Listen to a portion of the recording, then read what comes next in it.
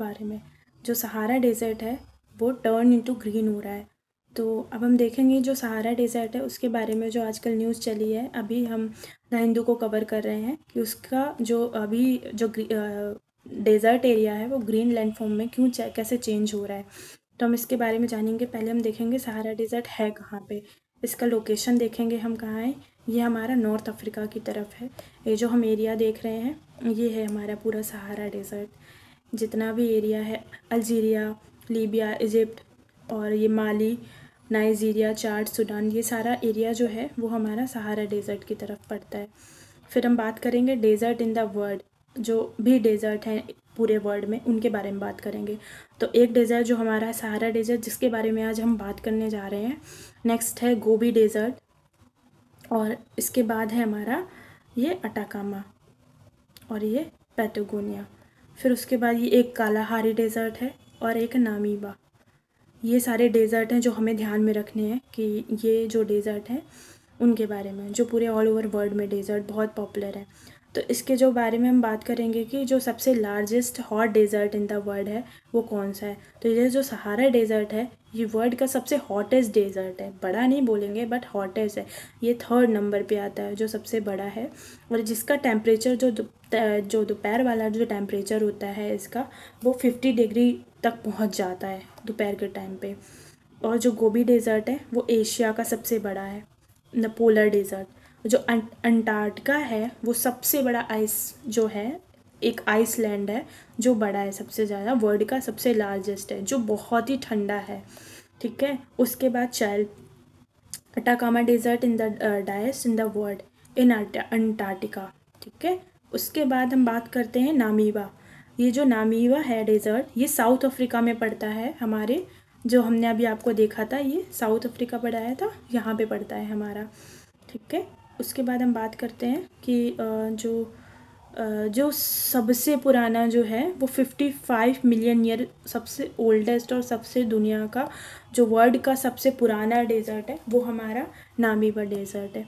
और थार डेज़र्ट के बारे में बात करेंगे। ये इंडिया का सबसे सिविलाइज्ड है, मोस्ट सिविलाइज्ड है। इसे सिविलाइज्ड क्यों बोल रहे हैं, इसलिए बोल रहे हैं क्योंकि इसमें वेल डेवलप्ड रोड है, इंफ्रास्ट्रक्चर बहुत अच्छा है, ह्यूमन सेटेलाइट बहुत अच्छा है ना। और काफ़ी टाइम से काफ़ी वेल डेवलप है, बहुत ही सिविलाइज्ड है जो हमारे इंडिया में प्रेजेंट है।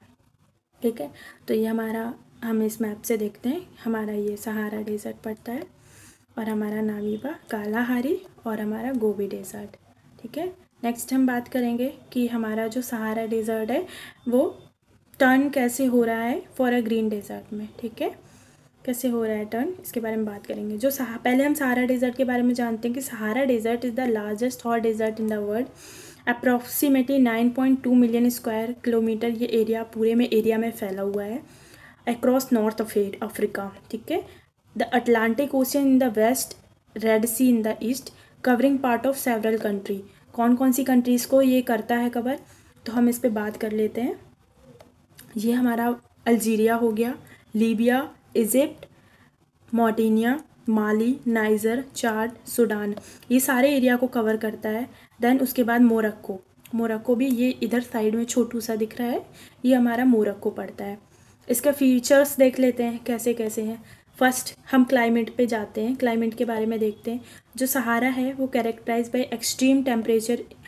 जो डे का टाइम होता है मैंने बताया था 50 डिग्री टेम्परेचर पे चला जाता है, 122 डिग्री फ़ारेनहाइट पे चला जाता है।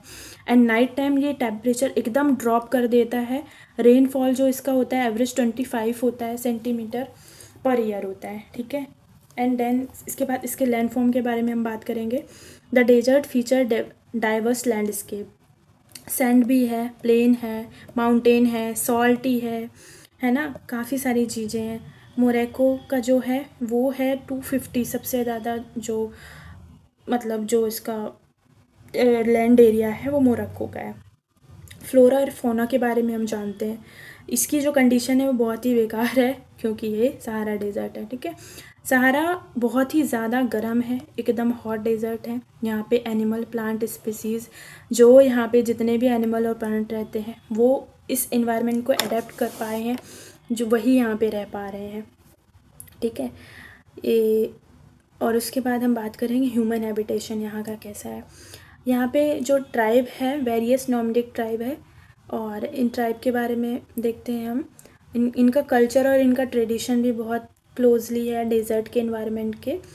और हिस्टोरिकल सिग्निफिकेंस हम जिसकी बात करते हैं, हिस्टोरिकल की बात करेंगे तो जो सहारा है has been critically route trade, और इसका मतलब जो मतलब देखा जाए जो ट्रांसपोर्ट वगैरह है जितना, वो सारी चीज़ें लिंक करती हैं अफ्रीका और मेडिटेरियन से, ठीक है।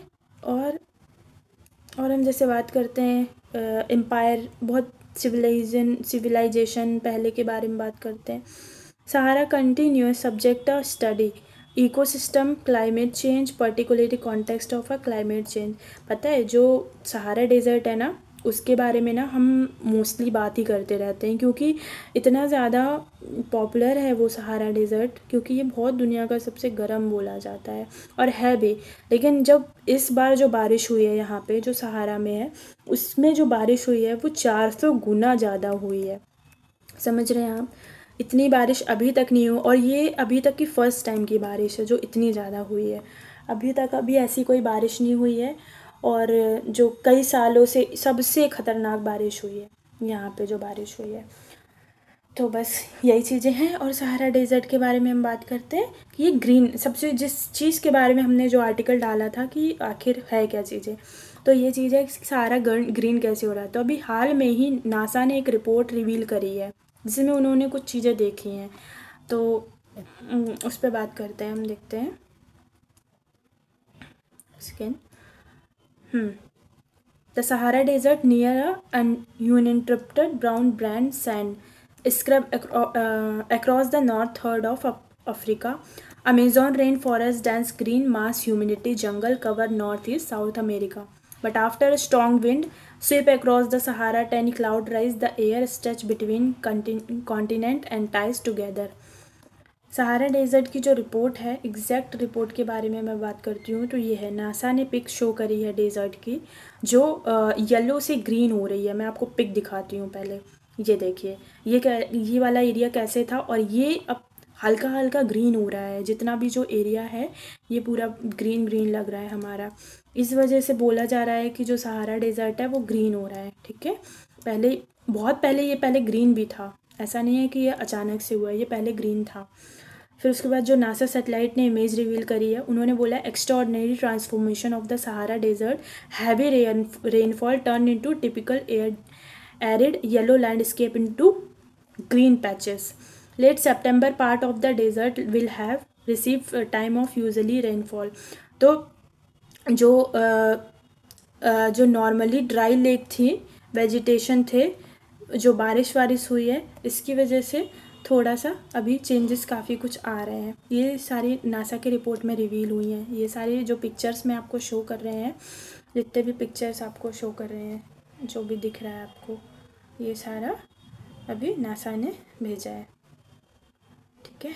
Sahara depends on, Sahara desert depend किस पे करता है, इसकी इकॉनमी क्या है, ये सारी चीज़ें पे हम डिस्कस करते हैं। यहाँ का जो इन्वायरमेंट है वो यूनिक इन्वायरमेंट है, इसकी कंडीशंस हैं, कल्चर प्रैक्टिस है, और इसके की पॉइंट्स पे हम जाके बात करते हैं। तो जो एग्रीकल्चर है यहाँ का वो फार्मिंग है। यहाँ पे बारिश जो होती है ना, वो पहले तो होती ही नहीं थी, बहुत ही पानी बहुत कम है, सफिशिएंट वाटर है, ठीक है, जिसकी वजह से बहुत सारे जो मिलेट्स और जो बाजरा होते हैं, जितने भी क्रॉप होते हैं, ये सारी चीज़ें बहुत कम मतलब उसमें मतलब पाई जाती हैं, ठीक है। बहुत सारी जो ट्राइब्स हैं यहाँ की, वो कैमल, गोट और शिप, ये सारी चीज़ सारे लोगों को पालती है। इन्हीं से फूड, ये सारी चीज़ों का यूज़ करके जो है सरवाइव करते हैं यहाँ के लोग, ठीक है। उसके बाद हम बात करते हैं मिनरल और रिसोर्सेज की। यहाँ पे सबसे ज़्यादा पाया जो जाता है वो है हमारा क्या बोलते हैं, जो मोरक्को है, मोरक्को में फॉस्फेट पाया जाता है, और जो माली और नाइजर है वहाँ पे गोल्ड पाया जाता है, जो गोल्ड वाला एरिया है। यूरेनियम जो है वो नाइजर में पाया जाता है, क्रूशियल रोल करता है एनर्जी सेक्टर में बहुत ज़्यादा। यूरेनियम का भी अभी हमने बहुत, इस पर भी हम चर्चा करेंगे यूरेनियम के बारे में। यूरेनियम के बारे में इतनी चर्चा क्यों हो रही है, क्योंकि ये जो है इसका जो थोड़ा सा भी अमाउंट है अगर हम यूज़ करेंगे ना, तो वो बहुत ज़्यादा एनर्जी मतलब देगा। बहुत सारी एनर्जी सेक्टर्स में इसका काफ़ी अच्छा बेनिफिट यूज़ हो रहा है। तो आगे इन फ्यूचर में इसके लिए काफ़ी चर्चाएं हो रही हैं कि यूरेनियम का यूज़ करेंगे आगे जाके। ऑयल एंड गैस के बारे में हम बात करते हैं तो यहाँ पे जो कंट्री है लीबिया और अल्जीरिया, ये नेचुरल गैस रिजर्व रिसोर्सेज हैं हमारी इकोनॉमी के लिए। और मतलब इनका जो इकोनॉमिक एक्सपोर्ट है ना, वो काफ़ी ज़्यादा मतलब अच्छे अमाउंट में जो होता है वो पाया जाता है यहाँ पे। जो इनका मतलब मेन जो है ना, वो ऑयल और नेचुरल गैसेस है जो कंट्रीब्यूट करता है फॉर इकोनॉमिक एक्सपोर्ट वगैरह में। इसी से इनका इकोनॉमिक ज़्यादा अच्छे से जो बोला जाए तो ये ऑयल और गैसेस है। टूरिज़्म भी है एक फैक्टर इनके लिए, जैसे कल्चर, लोग आते हैं घूमने जाते हैं सहारा में, अट्रैक्ट करता है टूरिस्ट को, क्योंकि यहाँ का जो लैंडस्केप है वो काफ़ी यूनिक है। Ancient site, culture expansion activities यहाँ पे, डेजर्ट सफारी, यहाँ पे हमने सुना है डेजर्ट सफारी विज़िट करते हैं लोग। जो हिस्टोरिकल लैंडमार्क्स हैं वहाँ पे लोग ज़्यादा जाना भी पसंद करते हैं। एडवेंचर टूरिज़्म क्या है यहाँ पे, मतलब कुछ अजीब अजीब सी जो लैंडस्केप्स हैं, ड्रामेटिक है, रिमोट वाली हैं, मतलब उनके भी काफ़ी अलग एक्सपीरियंस देखे जाते हैं। अगर हम ट्रेड की बात करें तो यहाँ पे भी जो ट्रेड है वो भी सारा जो है वो हिस्टोरिक पे डिपेंड करता है हमारा। यहाँ पे ट्रेड रूट कनेक्टिविटी जो है नॉर्थ अफ्रीका, सहारा अफ्रीका से जाती है। और यहाँ पे क्या सॉल्ट गोल्ड और टेक्सटाइल जो है वो ज़्यादातर ट्रेड होता है। अब हम चैलेंजेस की बात करते हैं कि सहारा डेजर्ट में चैलेंजेस क्या क्या हैं। देखो अगर जो हमारा जो एरिया है अगर वो एकदम डेजर्ट से ग्रीनरी पे जा रहा है तो हम सोचेंगे ग्रीनरी हो रही है, खुश होने वाली बात है कि चलो भाई पेड़ पौधे लगेंगे, अच्छा हो जाएगा, ये हो जाएगा, वो हो जाएगा। एक तरफ देखा जाए अच्छा हो जाएगा, बट अचानक से इतना ज़्यादा क्लाइमेट चेंज हो रहा है तो ये दिक्कत वाली बात है। देखी जाए तो ये दिक्कत वाली बात ऐसे है कि बहुत सारे एरिया हैं जहाँ पे अभी बहुत अच्छे से बारिश हो रही थी, वहाँ बारिश होना बंद हो गई है। ठीक है, वहाँ पे सूखा पड़ता जा रहा है, एकदम ड्राई ड्राई ड्राई होता जा रहा है। और जो सूखे थे कई सालों से, बहुत सालों से, वहाँ पे अब बारिश हो रही है। वहाँ की क्लाइमेट चेंज पे क्या आएगा, देखो जब भी क्लाइमेट चेंज होता है तो सबसे बड़ा फैक्टर, सबसे बड़ी प्रॉब्लम कहाँ पे आती है, हमारे इन्वायरमेंट तो बदलता ही बदलता है, उसके साथ साथ ह्यूमंस के क्या क्या आता है। एक तो बॉडी पे फ़र्क पड़ता है बहुत ज़्यादा, हमारी हेल्थ पे बहुत ज़्यादा फ़र्क पड़ता है।